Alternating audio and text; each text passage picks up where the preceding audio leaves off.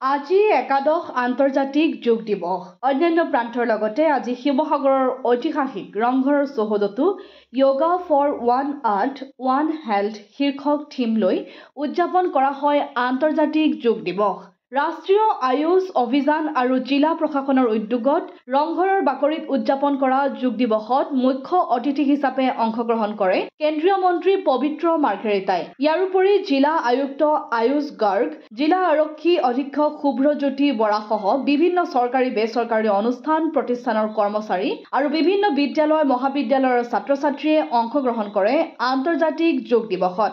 যোগ দিৱসত অংশগ্ৰহণ কৰি যোগক ৰাষ্ট্ৰসংঘৰ যোগেদি বিশ্বৰ দৰবাৰলৈ লৈ যোৱাত প্ৰধানমন্ত্ৰী নৰেন্দ্ৰ মোদীয়ে প্ৰথম প্ৰচেষ্টা হাতত লৈছিল আৰু বৰ্তমান 193খন দেশত আন্তৰ্জাতিক যোগ দিৱস উদযাপন কৰা হয় বুলি বক্তব্য প্ৰদান কৰে কেন্দ্ৰীয় মন্ত্ৰীগৰাকীয়ে।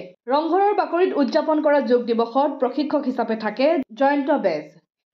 এক পৃথিৱী এক স্বাস্থ্যৰ বাবে যোগ। এইবাৰৰ আন্তঃৰাষ্ট্ৰীয় যোগ দিৱস উৎসৰ্গিত হৈছে এক মন্ত্ৰত, yoga for one earth one health.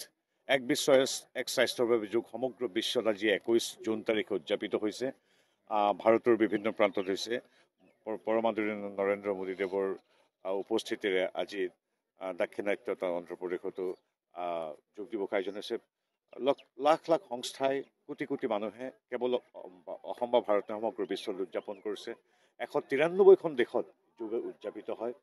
আৰু আটাইতকৈ গুৰুত্বপূৰ্ণ কথা, ৰাষ্ট্ৰসংঘত যেতিয়া নৰেন্দ্ৰ মোদীদেৱে ৰিজলিউশ্যন আনিছিল, এটা অভিলেখ ৰাষ্ট্ৰসংঘৰ যে 177খন ৰাষ্ট্ৰই প্ৰধানমন্ত্ৰী মোদীৰ এই প্ৰস্তাৱ মানি লৈছিল যে হয় 21 জুন তাৰিখে সমগ্ৰ বিশ্ব উদযাপন কৰা উচিত যোগ দিৱস।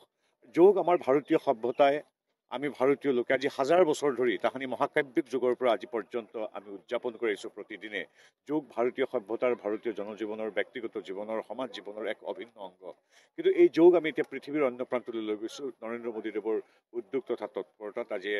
আজি খুব আপোনালোকক জনাই ভাল পাইছোঁ, বিভিন্ন দেশৰ পৰা খবৰ আহিছে। প্ৰত্যেক ৰাষ্ট্ৰতে আজি ৰাষ্ট্ৰপ্ৰধানসকলৰ পৰা সৰ্বসাধাৰণ নাগৰিকলৈকে সকলোৱে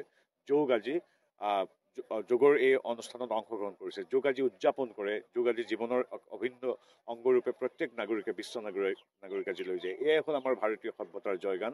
আৰু আমিও আজি আমাৰ ঐতিহ্যমণ্ডিত ৰংপুৰৰ শিৱসাগৰৰ এই ৰংঘৰত আজি আমি স্থানীয় ৰাইজৰ সৈতে যোগ অভ্যাস কৰিলোঁ, ইয়াত চৰ্চা কৰিলোঁ।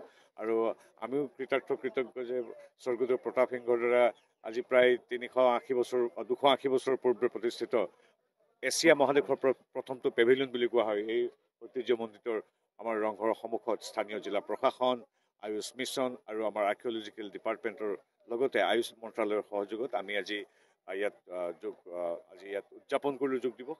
গতিকে আমিও খুব সুখী, আনন্দিত আৰু এক অনন্য অনুভৱ বিশেষকৈ ৰংঘৰৰ বাকৰিত কৰি। শিৱসাগৰৰ পৰা ছৈয়দ মোস্তাকুৰ ৰহমানৰ ৰিপৰ্ট, অসম আদিত্য।